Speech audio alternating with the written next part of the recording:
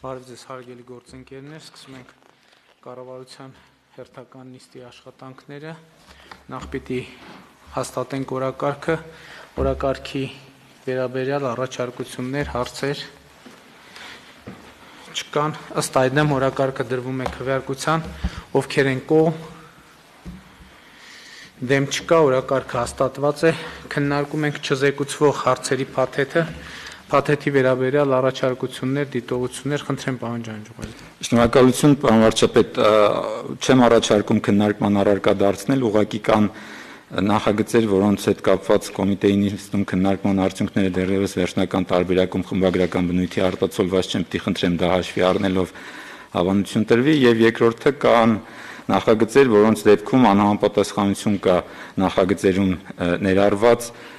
առաջիկա ժամանակահատվածի բյուջետային ցուցանիշների հետ, պիտի խնդրեմ, որպեսզի նախագծերը ձեզ ներկայացվեն ստորագրության, այն տրամաբանությամբ, որ դրանք չեն կարող շեղվել միջնաժամկետ ծախսերի ծրագրի բովանդակությունից, թե մակրոտնտեսական շրջանակի եւ թե բյուջետային շրջանակի իմաստով, որտեղ ենթադրվում է, որ չենք կարող ունենալ նույն ժամանակահատվածի տարբեր ցուցանիշներ կառավարության տարբեր որոշումներով արտացոլված, եթե անհրաժեշտություն կա վերադառնալ բյուջետային շրջանակներին քննարկել, ապա կարող ենք դա քննարկման առարկա դարձնելուց հետո վերանայել նաև այն ցուցանիշները, որոնք ներառված են այս նախագծերում։ Շնորհակալ եմ։ Շատ լավ, բայց պարոն Ջանջուղազյան, գործնականում հիմա այնպիսի տեքստ ասացիք, որ ենթադրում եմ պետեկամուտների կոմիտեի նախագահ կուզենա արձագանքել, բայց ես առաջարկում եմ իսկապես չքննարկել էկոնոմիկայի նախարարն էլ եւ աշխատանքային կարգով կարծում եմ պետք է քննարկել, որովհետեւ պետեկամուտների կոմիտեի խոսքը մասնավորապես վերաբերում է պետեկամուտների կոմիտեի ռազմավարության հաստատմանը եւ մենք աշխատանքային քննարկումներ ենք ունեցել այդ թեմայով եւ այո ձեր դիրքորոշումը պարզ է հիմնավոր է, բայց նաեւ կա այլ տեսակետ, որ գուցե թե այդ ծրագրերի իրականացման համար հնարավոր կլինի ներգրավել ոչ բյուջետային միջոցներ, այդտեղ դրա հետ կապված էլ հարցեր են ծագում,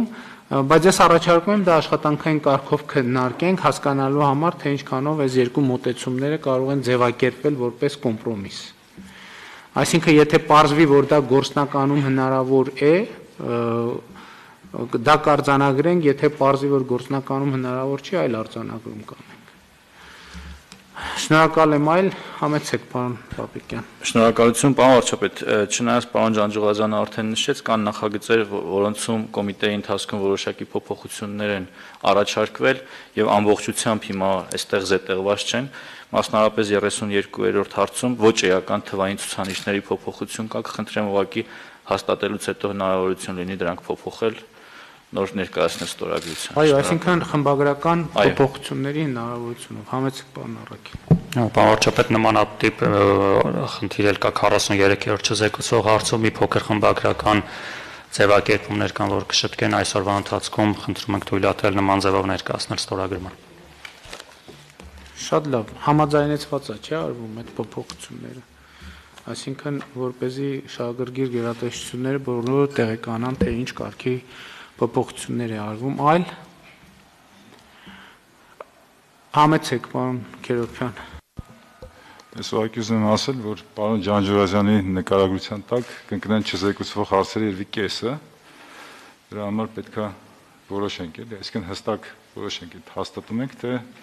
չենք հաստատում։ Պայմանավորվեցինք, որ հաստատում ենք, բայց մինչև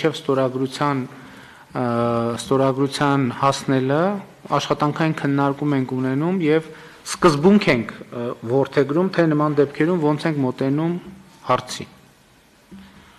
Շատ լավ։ Այլ դիտարկումներ կան, չկան դիտարկումներ, ըստ այդմ դրվում է քվեարկության չզեկուցվող հարցերի փաթեթը, ովքեր են կողմ փաթեթի ընդունմանը, դեմ չունենք, փաթեթը ընդունված է, այժմ քննարկում ենք զեկուցվող հարցերը, քննարկում ենք հարցը։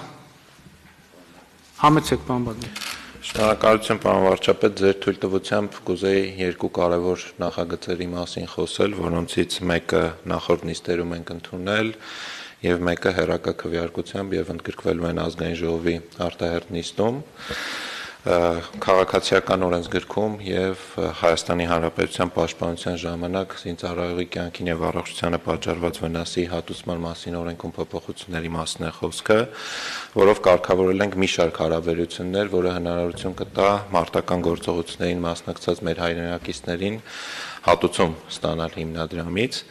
Մասնավորապես ի թիվս այլ հարցերի կարգավորել ենք հետևյալը. հիմա անհայտ բացակայող ճանաչելու համար անհրաժեշտ է, որպեսզի վերջին 1 տարվա ընթացքում բնակության վայրում հայտնի չլինեն տեղեկություններ գտնվելու վայրի մասին։ Մենք բացառություն ենք սահմանում, ավելի ճիշտ հատուկ կարգավորում զինծառայողների համար ռազմական գործողություններով պայմանավորված եւ այդ ժամկետը կրճատում ենք դարձնելով 3 ամիս։ Ընդ որում հետադարձ ուժով տարածում են կարգավորումը սեպտեմբերի 27-ից հետո ցակած հարաբերությունների նկատմամբ, ինչը նշանակում է, որ ընտանիքի անդամները շահագրգիռ անձինք կարող են դիմել դատարան անհայտ բացակայող ճանաչելու համար եւ դատական ակտը օրինական ուժի մեջ մտնելուց անմիջապես հետո դիմել հատուցման հիմնադրամ անհայտ բացակայող ճանաչելու փաստի հիման վրա հատուցում ստանալու նպատակով Եվ մյուս փոփոխությունը, որ անում ենք, գործող կարգավորումներով դատական ակտի օրինական ուժի մեջ մտնելուց հետո 6 ամիս պետք է անցնի, որպեսզի հատուցումը տրամադրվի։ Մենք այդ 6 ամիս ժամկետն ենք կրճատում, այսինքն եթե դիտարկենք սեպտեմբերի 27-ից հետո ցակած հարաբերությունները արդեն չէ միանշանակ դատական ակտը օրինական ուժի մեջ մտնելու պահին այդ 3 ամիսը անցած կլինի եւ մեր հայրենակիցները հնարավորություն կունենան դիմելու եւ անհայտ բացակայողի հիմքով հատուցումը ստանալու։ Հիշեցնեմ, խոսքը գործող կարգավորումներով 82 միլիոն կամ 70 միլիոն հատուցման մասին է խոսքը, կախված կարգավիճակից անձի, որից 10 միլիոնը տրվում է միանվագ, մնացածը 20 տարվա մեջ ամսական հավասարաչափ բաշխվում է։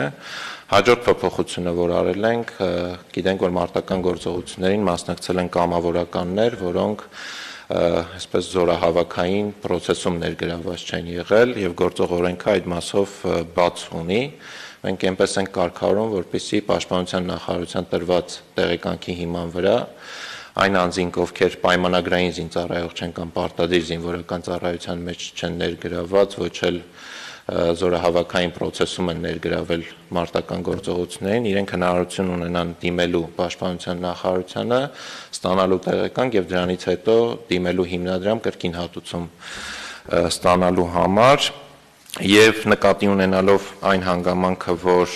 գործող կարգավորումներով հիմնադրամի եկամուտները դրոշմանիշային վճարների ձևավորվող բավարար չեն լինելու կախված վերջի ռազմական գործողությունների հետ մեր հայրենակիցներին բոլորին թե մահվան դեպքերում, թե առաջին երկրորդ կարգի հաշմանդամության դեպքում ամբողջ ծավալով հատուցելու համար փոփոխություն է կատարվել դրոշմանիշային վճարների հետ կապված, որոնք կիսա պրոգրեսիվ կարող ենք անվանել, այսինքն կախված անձի եկամուտներից դրոշմանիշային վճարի չափը փոխվում է մինչև 100,000 դրամ եկամտի դեպքում 1500 դրամ է, 100,000-ից մինչև 200,000 3000 դրամ եւ այդպես սանդղակով հասնում ենք մինչև 15000 դրամ վճարումների, ում եկամուտը օրինակ 1 միլիոնը գերազանցում է եւ նույն կարգավորումը կա անհատ ձեռնարկատերերի եւ նոտարների համար, նույն սանդղակով դրոշմանիշային վճարների չափը բարձրանում է, այս ամենը արվում է նրա համար, որ մեր բոլոր հայրենակիցները, ովքեր ռազմական գործողություններին մասնակցություն են ունեցել եւ վրա է հասել հատուցման դեպքը, հնարավորություն ունենա պետությունը հատուցելու, այդ թվում նաեւ կամավորականներին։ Սա այս նախագծերի մասով, որը առաջիկայում արտահերնիստում ազգային ժողովի կքննարկվի եւ ձեր թույլտվությամբ ես կուզեի նաեւ խոսք տայիք ոստիկանապետի տեղակալ պարոն Ֆիդանյանին, ով կանրադառնա նաև ճանապարհային ոստիկանության ակտերի մասով համաներման նախագծին, որը համատեղ ոստիկանության հետ մշակում ենք։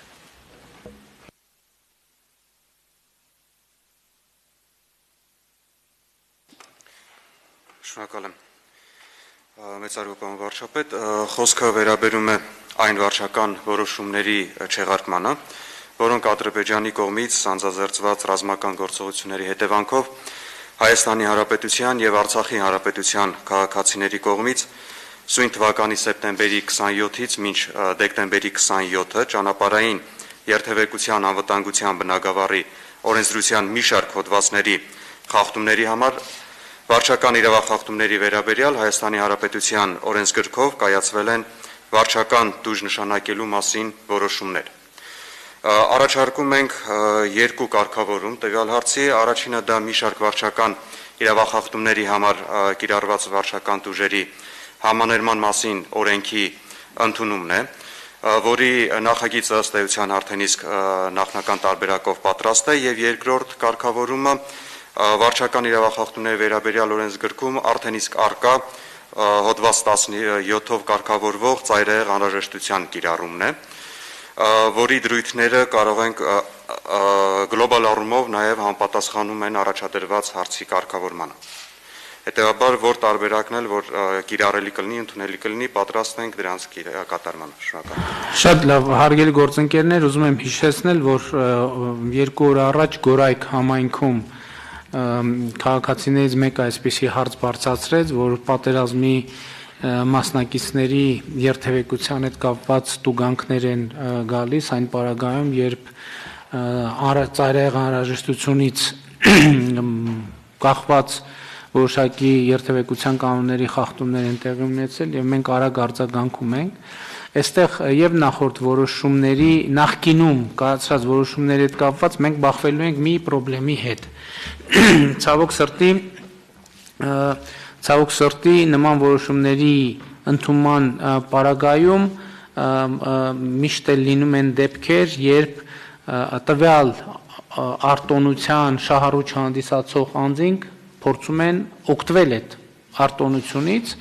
եւ հետեւաբար դրա համար շատ կարեւոր է, որ մենք կարողանանք հնարավորինս արագ պարոն Հարությունյան ռազմական գործողությունների մասնակիցներին նույնականացնել եւ դա հավաստող պաշտոնապես հաստատել, որպեսզի մենք չունենանք երկու իրավիճակ, որոնք էլ հավասարաբար տհաճ են։ Առաջինը, որ ռազմական գործողություններին չմասնակցած անձինք չկարողանան այդպիսի անվան ներքո հանդես գալ եւ օգտվել ամենատարբեր արտոնություններից, եւ երկրորդը ռազմական գործողություններին մասնակցած անձինք ստիպված չլինեն չափից երկար սպասել, որպեսզի իրենց այդ մասնակցության փաստը պաշտոնապես հաստատվի եւ այսինքն նրանք ավելորդ քաշքշուկների մեջ չընկնեն եւ սա շատ կարեւոր է, որ պաշտպանության նախարարությունը այստեղ մաքսիմալ էֆեկտիվ եւ արդյունավետ գործի, որպեսզի այդ հավաստիացումները լինեն։ Իհարկե ես կարծում եմ, այս դեպքում կարող ենք պետք է մենք մտածենք նաեւ այն կամավորների մասին, ովքեր ճիշտ է իրանք ռազմական գործողություններին ամենաակտիվ մասնակցություն չեն ունեցել, բայց որոշակի կամավորական աշխատանք են իրականացրել։ Այս քննարկումների ընթացքում թերևս այս հարցի նույնականացման, այս շահառուների այս խմբի նույնականացման մասին էլ պետք է մտածել, որ եւ ինչ որ որոշում կայացնել։ Համեցեք, պարոն Քերոպ։ Ես ուզում եմ ասել, որ իհարկե սա լրացուցիչ ծախսատներու բիզնեսի գործատուների եւ աշխատող մարդկանց համար, բայց հիմնադրամի տնօրինության հետ մենք նայել ենք ֆինանսական մոդելը եւ այս պահին առաջարկվող նախագիծը այն հնարավոր նվազագույնն է եւ նույնիսկ կարելի ասել մի քիչ եւ նախատեսում եմ, որ լրացուցիչ fundraising կընդգրկի, որպեսզի կարողանանք մենք մեր զոհված եւ հաշմված եղբայրների ընտանիքներին նկատմամբ կատարել մեր օրենքով սահմանված պարտավորությունը, այնպես որ իհարկե հասկանում եմ, որ սա դրացուցիչ բեռ է, բայց սա հնարավոր ամենափոքր բեռն է, որ դրվում է մարդկանց եւ գործատուների վրա։ Շատ լավ, շնորհակալություն։ Սա ուղղակի տեղեկատվության կարգով որոշումներից մեկը գրավոր ընթացակարգով արդեն ընդունվել է, մյուսը նախագիծը պատրաստ է եւ գրավոր ընթացակարգով էլի նախագիծը պատրաստ լինելուն պես էլի կընդունվի եւ մենք այսօր ուղղակի տեղակ պահեցինք մեր հայրենակիցներին, որ այսպիսի որոշումներ են կայացվելու։ Այժմ անցնում ենք զեկուցվող հարցերի քննարկմանը, քննարկում ենք հարց համար 46-ը Արցախի նախադպրոցական տարիքի երեխաների ամանորյա աջակցության միջոցառումը հաստատելու մասին հարցը զեկուցող աշխատանքի եւ սոցիալական հարցերի նախարար Մեսրոպ Առաքելյան։ Շնորհակալություն, պարոն վարչապետ, հարգելի գործընկերներ։ Միջոցառումը աջակցության միանվագ ծրագիր է նախաամանորյա միջոցառման շահառու են հանդիսանում նախադպրոցական տարիքի Արցախում գրանցված երեխաները, մասնավորապես 2015 թվականի հունվարի 1-ից հետո ծնված երեխաները, աջակցության չափը կազմում է յուրաքանչյուր երեխայի հաշվարկով 20,000 դրամ, աջակցությունը նախատեսվում է տրամադրել մինչև ամանորը հաջորդ շաբաթվա ընթացքում Հայ փոստի եւ Արցախ փոստի բաժանմունքներում կապված քաղաքացիների գտնելու վայրից։ Իդեպ նաև ցանկանում եմ այս միջոցառման գաղափարի համար շնորհակալություն հայտնել մեր նախարարության աշխատակիցներին, քանի որ գաղափարը ծնվել է նրանց առաջարկով եւ միջոցառումը ամբողջությամբ ֆինանսավորվում է պարգևավճարների եւ աշխատավարձի հավելավճարների ամբողջ ֆոնդով։ Շնորհակալություն։ Շնորհակալ եմ շատ։ Հարցեր։ Իմիջայլոց ուզում եմ ասել, որ հասկանալի պատճառներով այս տարի ամանորյա միջոցառումներ չեն լինի, բայց կարծում եմ պետք է առավելագույնը անել, որ երեխաները չզրկվեն ամանորյա միջոցառումներից եւ պետք է ինչքան էլ դժվար է ես ինչքան տեղեկացա ամանորյա ներկայացումներ կլինեն մեր թատրոններում եւ դա շատ կարեւոր է եւ պետք է խրախուսել պարոն Դումանյան, որպեսզի երեխաների ամանորը, այսինքն մենք պատշաճ ձևով հնարավորություն տանք, որպեսզի տեղի ունենա եւ սա շատ կարեւոր ուղղություն է։ Հարգելի գործընկերներ,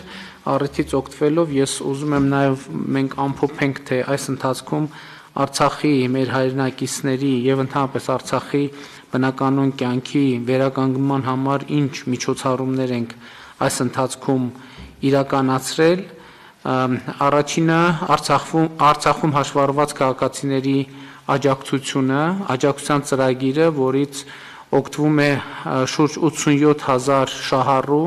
եւ կառավարությունը այս նպատակով հատկացրել է 6.4 միլիարդ դրամ։ Հաջորդ միջոցառումը Արցախի վերահսկողությունից դուրս գտնվող համայնքների բնակիչների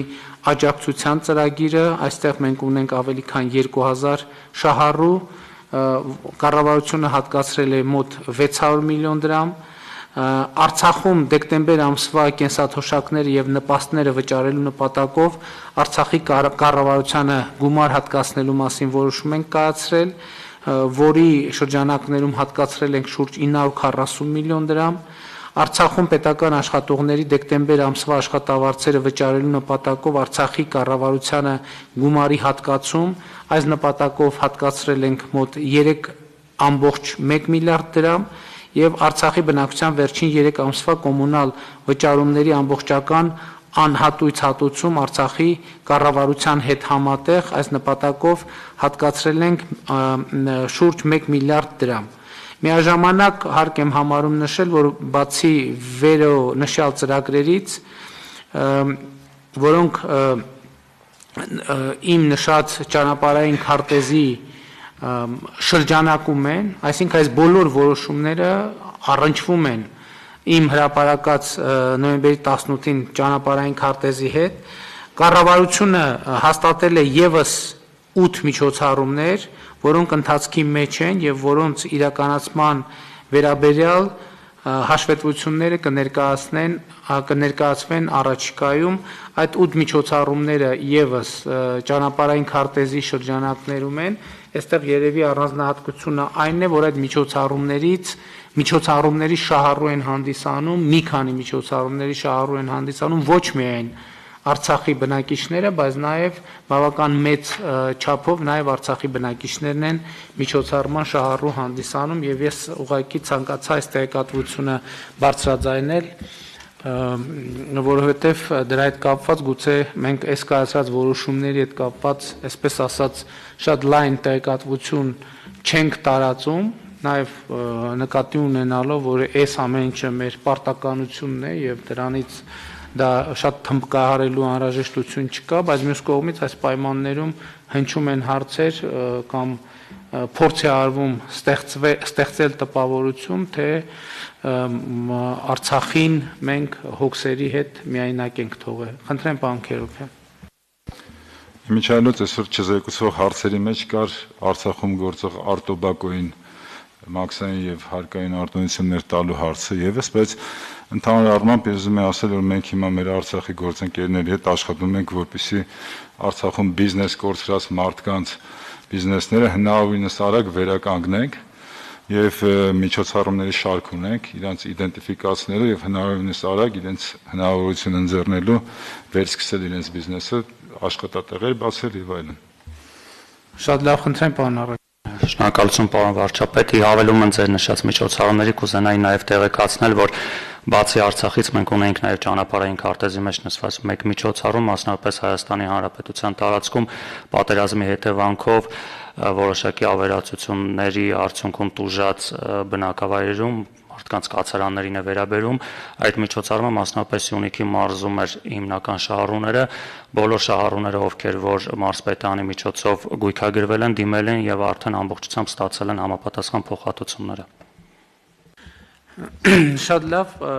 հարգելի գործընկերներ, նաև ուզում եմ հետևյալը ասել, տեղյակ եք, որ Սյունիքի մարզում ներկայումս տեղի են ունենում սահմանային կետերի տեղորոշման աշխատանքներ եւ այդ տեղորոշման աշխատանքները ունեն որոշակի նրբություններ եւ որոշակի բարդություններ, բայց մեր համոզմունքն այն է, որ այդ աշխատանքը պետք է տեղի ունենա եւ այդ աշխատանքը անհրաժեշտ է Սյունիքի եւ ընդհանրապես Հայաստանի Հանրապետության անվտանգության ապահովման տեսանկյունից, ամեն դեպս մեր դիրքորոշումը եւ այդ թվում պաշտպանության նախարարության դիրքորոշումը այն է, որ մենք այս գործունեությամբ, որոնք կարող են ամենատարբեր մեկնաբանությունների տեղիք տալ, ավելացնում ենք Սյունիքի անվտանգության երաշխիքները եւ Սյունիքի անվտանգության եւ Հայաստանի անվտանգության երաշխիքների նոր համակարգ ենք ձևավորում։ Իհարկե այնտեղ կարող են երկու բնակավայր ունենք, որոնց հետ կապված կարող են ծագել որոշակի հարցեր, մեկը Սյունիքի մարզի Որոտան համայնքի մասին է, գյուղի բնակավայրի մասին է, երկրորդը Շուռնուղ բնակավայրի մասին է, որտեղ կան որոշակի սահմանային հարցեր, որոնց շուրջ ամենօրյա աշխատանք է տեղի ունենում եւ այդ հարցերը կարող են որոշակի ցավոտ իրավիճակների բերել, բայց ես նաև ուզում եմ հավաստիացնել, որ բոլոր այն պարագաներում, եթե մեր քաղաքացիների շահերի տեսանկյունից որոշակի հարցեր կառաջանան, կառավարությունը լիարժեքորեն եւ միարժեքորեն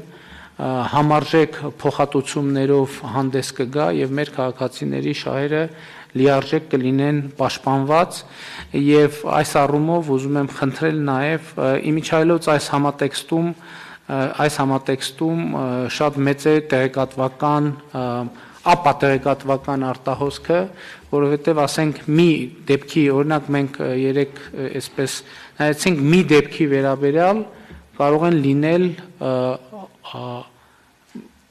ասենք օրինակ հարյուրավոր հրապարակումներ, այսպես ասած տարբեր ռակուրսներով եւ տարբեր դրվագներով։ Այսինքն մի դեպքի վերաբերյալ կարող են լինել հարյուրավոր հրապարակումներ։ Եվ այդ հարյուրավոր հրապարակումներից համապատասխան մասշտաբային տպավորություն ստեղծվի, ելի ուզում եմ կրկնել, որ Սյունիքի եւ ընդհանրապես Հայաստանի Հանրապետության միջազգայինորեն ընդունված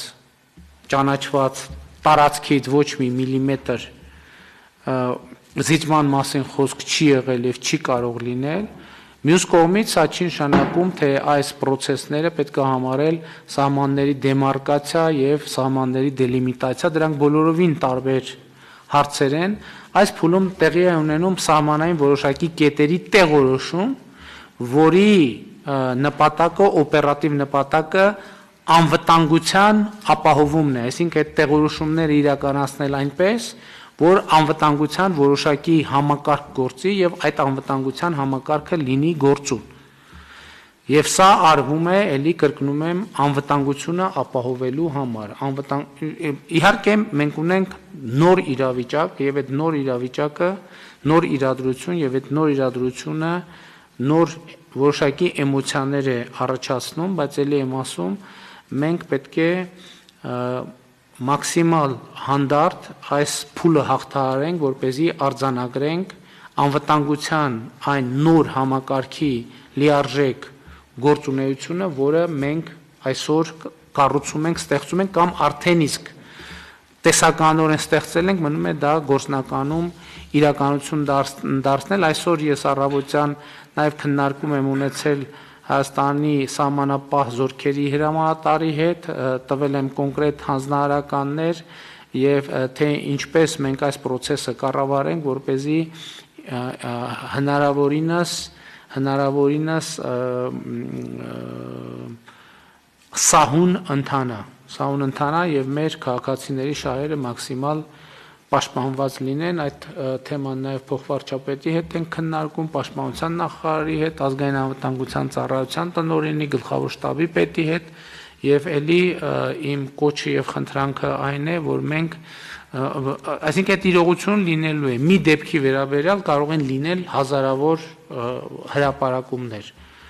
4 դեպքի վերաբերյալ կարող են լինել 4000-ավոր հրապարակումներ, բայց դա չի նշանակում, թե մենք գործ ունենք 4000 կամ 5000 կամ 10000 տարբեր դեպքերի հետ։ Մենք հստակ գիտենք, ընդ որում սանտիմետրի ճշգրտությամբ գիտենք, թե որտեղ է որ մենք կարող ենք խնդիր ունենալ, ընդ որում նախնական կոմունիկացիա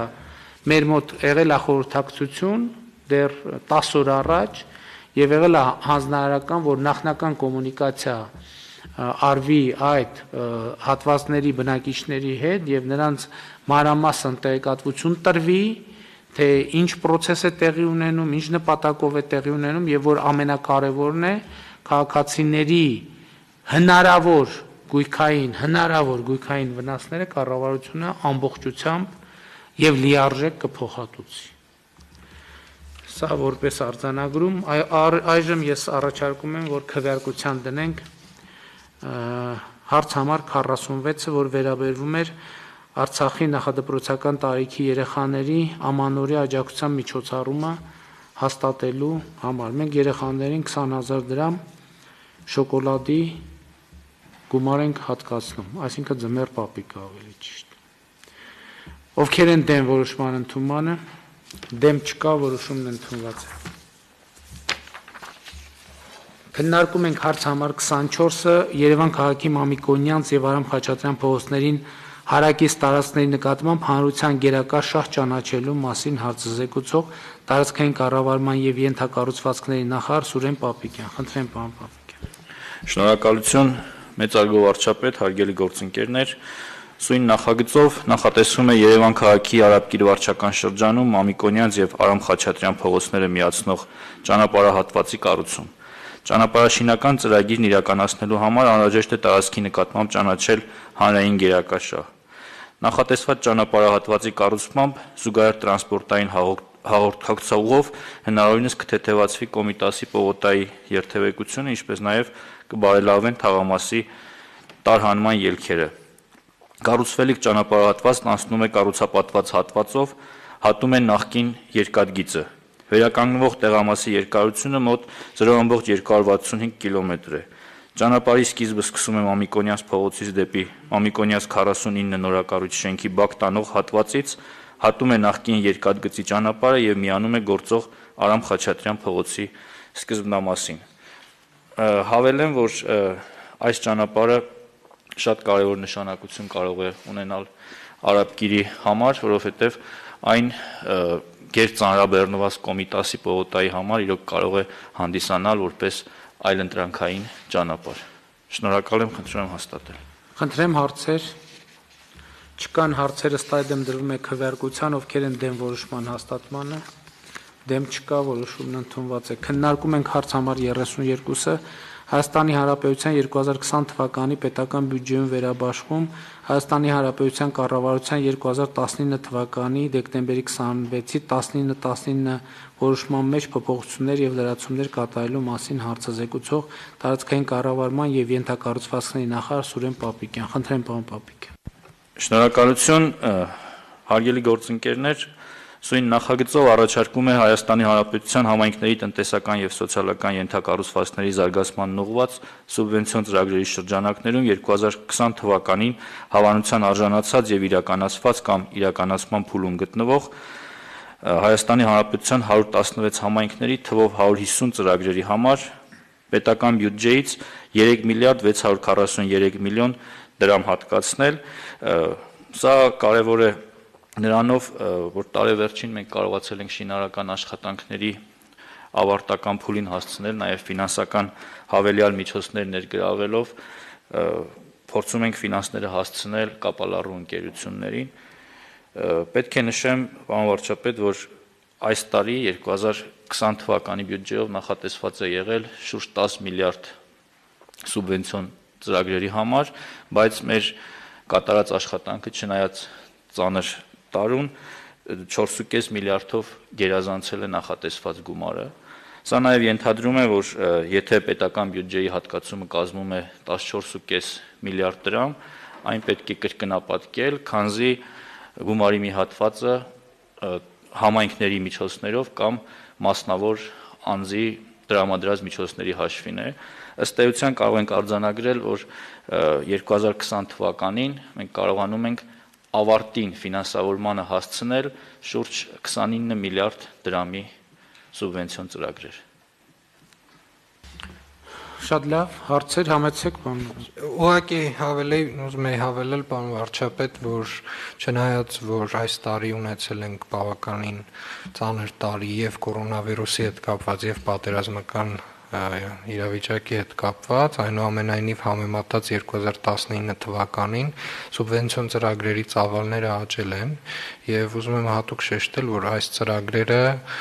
իրականում գնալով տարի պետք է ավելանան եւ քանակապես եւ որակապես, եթե չեմ սխալվում, նախորդ տարվա համեմատ մոտավորապես 5-6 միլիարդի արդեն ավել ծրագիր ենք իրականացրել այս տարի, նախորդ տարվա համեմատ, եւ հուսով եմ, որ այս աճողական տեմպը, կրկնում եմ, եւ քանակական եւ որակական առումով շարունակվելու է։ Շատ լավ, այլ հարցեր չկան, ըստ այդմ դրվում է քվեարկության, ովքեր են դեմ որոշման ընդունմանը, դեմ չկա, որոշումն ընդունված է։ Հարգելի գործընկերներ, ես ուզում եմ նաև, որ առողջապահության նախարարը մեզ տեղեկատվություն տա նոր տիպի կորոնավիրուսի շուրջ ստեղծված իրադրության վերաբերյալ, ինչպիսի իրադրություն ունենք, պարոն Թորոսյան։ Շնորհակալություն, պարոն վարչապետ։ Այսօր առավոտյան տվյալները հետևյալն են, 3 օրվա ընթացքում ունեցել ենք 702 նոր դեպք, կատարված 2743 հետազոտությունից, ընդհանուր դեպքերի թիվը կարիք չկա նշելու 156,000 է արդեն, բայց որպես հիմնական խնդիր դիտարկելով հիվանդների բուժօգնությունը կարող եմ ասել, որ արդեն մոտ 2 շաբաթ է որևէ պացիենտ չունենք, որ սպասում է տանը հոսպիտալացման, այդ թվում հենց այսօր, այսինքն բոլորը ստանում են պատշաճ բուժօգնություն, ավելին մենք արդեն ինչպես առաջի ալիքի ժամանակ ամռան վերջին սկսել ենք որոշ հիվանդանոցներ վերադարձնել իրենց բնականոն գործունեությանը, իհարկե միշտ պատրաստ լինելով նորից կորոնավիրուսով զբաղվելու։ Այդ տրամաբանությամբ հետևում ենք զարգացումներին, նորից կոչ ենք անում պահպանել հակահամաճարակային կանոնները, քանի դեռ այլ տարբերակ այս հիվանդության դեմ պայքարի չունենք։ Հաշվի առնելով, որ հիմա մարդիկ ավելի շատ են լինում փակ տարածքներում եւ ավելի քիչ են այդ տարածքները օդափոխվում, ռիսկը այս շրջանում ավելի մեծ է կրկնակի աճի վարակների, հետեւաբար զգոնության հավելյալ ջանքեր պետք է բոլորս գործադրենք ու տեսնենք, թե ինչպես ենք այս ձմեռային սեզոնը, որը սովորաբար նորից եմ կրկնում ակտիվ է լինում սուրշնչարական վարակների համար անցկացնում։ Շնորհակալ եմ շատ, պարոն Թորոսյան, ես ուզում եմ նաև կրկին հետևյալ ընդգծումը անել, որ այնուամենայնիվ փորձը ցույց տվեց, որ այսպես ասած երկրորդ ալիքին, եթե հաշվի առնենք նաև, որ այն զուգորդվեց պատերազմի հետ, ըստ էության Հայաստանի Հանրապետությունը երկրորդ ալիքին շատ ավելի լավ էր պատրաստված Եվ ես ուզում եմ ընդգծել հետևյալը, որ միջազգային օրինակ առաջին ալիքի ժամանակ շատ էին հնչում քննադատություններ, ինչքան էլ պարզ է, որ քննադատությունների մի մեծ մասը քաղաքականացված էր այն մասին, որ մեզ օրինակներ էին բերում կոնկրետ ի ցույց էին դնում տարբեր օրինակներ ցույց տալու համար, թե տեսեք ինչքան վատ է Հայաստանում կառավարվում կորոնավիրուսի դեպքերը, բայց մենք պետք է արձանագրենք, որ ըստ էության մեր կանխատեսումը իրականությունը դարձավ, որ այստեղ երկրները ըստ էության լինելու են մոտավորապես նույն իրավիճակում եւ դա ընդհանրապես ժամանակի եւ ժամանակացույցի հարց է։ Օրինակ կային երկրներ, որոնք երբ որ մենք ամենապիկի վրա էինք, ըստ էության զրոյական վիճակ էր իրենց մոտ կորոնավիրուսի, հիմա այնտեղ թվերը բոլոր թվերով մեզնից արդեն անցել են թվերի մի մասով, ցավոք սրտի, մյուս մասով կանցնեն անխուսափելիորեն եւ այս տեղեկատվությունը նույնպես մեր հանրությունը պետք է իմանա, որովհետեւ այն ժամանակ բնականաբար երբ որ բոլորի ուշադրությունը կենտրոնացած էր այդ խնդրի վրա,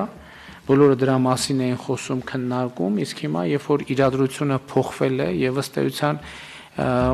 մեր կանխատեսումը միջազգայինորեն իրականություն է դարձել, դրա այդ թեմայի վրա առանձնապես ուշադրություն դարձնող չկա, ես այն չի եմ ասում, որպեսզի մենք նաև այս առումով կարողանանք կոմունիկացիա իրականացնել։ Համեցեք պարոն Թորոսյան։ Մի բան էլ հավել եմ պարոն վարչապետ, ի ապացույց նրա, որ մեր համակարգը եւ մեր ընդունած որոշումները այնուամենայնիվ ճիշտ են եղել, դա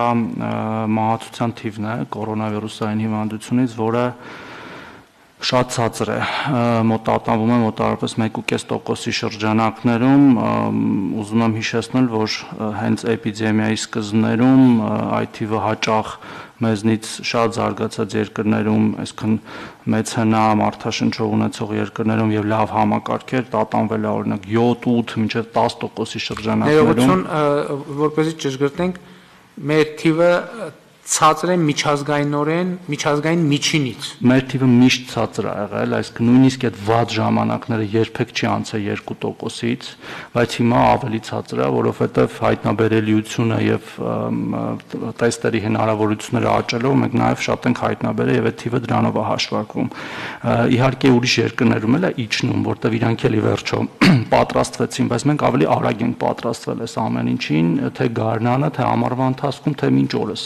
Հետևաբար դա շատ կարևոր ցուցանիշ է եւ միայն այդ մեծ թվով չի որ որոշվում է թե երկիրը ինչքանով է լավ տարել այս մարտահրավերը կամ դիմագրավել, խոսքը ընդհանուր թվի մասին է, թե ինչքան հիվանդ ենք ունեցել, այլ ինչքան փրկված հիվանդ ենք ունեցել, որը որ մենք շատ լավ դիրքերում ենք։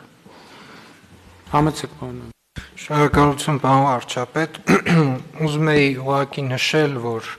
ընդհանուր առմամբ կորոնավիրուսի դեմ պայքարի այն գործիքակազմը, որը մենք կիրառել ենք, հիմնականում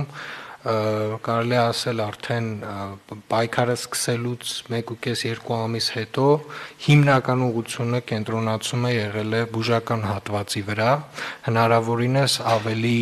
ոչ իմպերատիվ գործիքներով փորձել զսպել նաև ունեցել ենք նաև այդպիսի քաղաքականություն, ինչպիսին են օրինակ դիմակները, զսպել տարածման արագությունը, որովհետև տարածումը բացառել ուղղակի անհնար է եղել եւ ուզում եմ հատուկ շեշտել մեր բժիշկների դերը եւ ընդհանուր առմամբ առողջապահության նախարարության եւ առողջապահության նախարարի անձամբ դերը այս ամբողջ process-ում, ովքեր որ եւ պատերազմի ընթացքում պայքարել են փաստացի երկու ուղղությամբ եւ կորոնավիրուսի դեմ եւ պատերազմական գործողությունների հետևանքով առաջացած խնդիրների դեմ եւ կարող եմ ասել, որ հնարավոր լավագույն աշխատանքն են կատարել եւ պետք է հատուկ շնորհակալություն հայտնենք իրենց։ Այո, լիարժեք կիսում եմ ձեր կարծիքը, պարոն Ավինյան, եւ ուզում եմ ընդգծել նաեւ հետեւյալը, հարգելի գործընկերներ, բնականաբար մեր այսօրվա ամենահրատապ խնդիրը շարունակում է մնալ մեր գերեվարված հայրենակիցների վերադարձի եւ անհետ կորածների գտնվելու վայրը եւ ճակատագիրը հայտնաբերելու գործընթացը ես ուզում եմ ասել հետեւյալը, որ կառավարությունը ամենօրյա ռեժիմով աշխատում է այդ ուղղությամբ, ուղղակի այստեղ կան հարցեր, որոնց հրապարակայնությունը, որոնք անհամատեղելի են հրապարակայնության հետ, այսինքն ինչքան շատ հրապարակային լինի, այնքան ավելի կդժվարանա եւ վնաս կտա միայն գործին։ Մենք ունենք մի ցավալի գործընթաց, որի մասին հրապարակային խոսելը ոչ թե վնասակար է, այլ ուղղակի շատ ծանր է, բայց այնուամենայնիվ հարկ եմ համարում նաև խոսել այդ մասին։ Մենք ունենք մարմինների նույնականացման գործընթաց ԴՆԹ տեստերով եւ ուզում եմ նաև տեղեկացնել, որ այդ գործընթացը արագացնելու համար առողջապահության նախարարությունը ձեռք է բերել համապատասխան սարքավորման երկրորդ հոսքագիծը, որը արդեն ճանապարհին է, եւ մենք սպասում ենք, որ առաջիկա օրերին այն կհասնի Հայաստանի Հանրապետություն եւ կսկսի գործարկվել։ Այսինքն ձեռքբերումը փաստացի արդեն տեղի է ունեցել եւ մենք այսօր սպասում ենք, որ այո, պարոն վարչապետ, ընդհանրապես թողունակության բարձրացումը պատերազմի հենց առաջի օրերից էլ իրականացվել է, սկսած նրանից, որ 24 ժամյա գրաֆիկով ենք սկսել աշխատել, հավելյալ որոշ ձեռքով կատարվող գործողություններ ավտոմատացրել ենք, վերջացրած լրիվ նոր երկրորդ զուգահեռ հոսքագիծ ունենալուն, հոսքագիծը ճանապարհին է, մոտորերս կլինի Երևանում, կտեղադրվի, կգործարկվի եւ որոշ փոքր վերապատրաստում էլ կանցկացվի անձնակազմի, ինչը թույլ կտա կրկնապատկել մեր հզորությունները, նաեւ դրան զուգահեռ այդ իմ ասած թողունակության մեծացման այլ գործընթացներ են արվում, ծրագրային ապահովման, կրկին որոշ ձեռքով կատարվող պրոցեսների ավտոմատացման, ուզում եմ եւս մեկ անգամ շեշտել, որ դա միամոմենտ եւ շատ པարզ գործընթաց չէ, շատ բարդ բազմակոմպոնենտային գործընթաց է, դրանով է պայմանավորված դանդաղությունը, ես դրան կանվանեի թվացial դանդաղություն, որտեվ թվերով մենք շատ մեծ ծավալ ենք իրականացրել, մոտավորապես մեր գործող թվերից օրական մինչ պատերազմյան մոտավորապես մի 10 անգամ ավել արվում հետազոտություններ, քան մինչև դա։ Շնորհակալություն։ Մի խնդրել եմ ուզում անդրադառնալ, պարոն Թորոսյան, մենք ցավոք ունեցել ենք մի քանի դեպքեր, երբ որ նույնականացումը հետագայում պարզվել է, որ այդքան էլ ճշգրիտ չի իրականացվել, բայց նաև եթե ես չեմ սխալվում, դա ոչ թե, այսինքն այդպիսի դեպքերը նույնպես կանոն են համարվում, այսինքն այնպես չի, որ մենք բարձր որակով չենք անում, դրա համար չի այդպես, աշխարհում լինում են այդպիսի դեպքեր ցավոք սրտի։ Եթե թույլ տաք, պարոն վարչապետ, իմ իմացած հիմնական մի քանի այդ իրոք մի քանի դեպքերը ավելի շատ շտապելու արդյունք են, ոչ ԴՆԹ-ով նույնականացնելու, այսինքն եղել է վիզուալ նույնականացում, որից հետո ԴՆԹ-ն այնուամենայնիվ անելուց հետո պարզվել է, որ այդ վիզուալ նույնականացումը այդքան էլ ճիշտ չէր, դրանով է պայմանավորված եղել սխալը, ոչ թե բուն ԴՆԹ-ի սխալով, որտեղ եթե մենք 100%-անոց համընկնում չենք ունենում, մենք չենք ասում, որ դա այո նույնականացված է։ Հա, շատ շնորհակալ եմ պարզաբանման համար, որովհետև հարազատներից, ընտանիքի անդամներից ահազանգել էին, որ այսպիսի խնդիրներ են նաև ծագում եւ ձեր հրապարակային պարզաբանումը կարևոր է, որպեսզի մենք ավելի լավ պատկերացնենք իրավիճակը։ Շնորհակալ եմ հարգելի գործընկերներ, մեր նիստի օրակարգը սպառված է, նիստը ավարտված։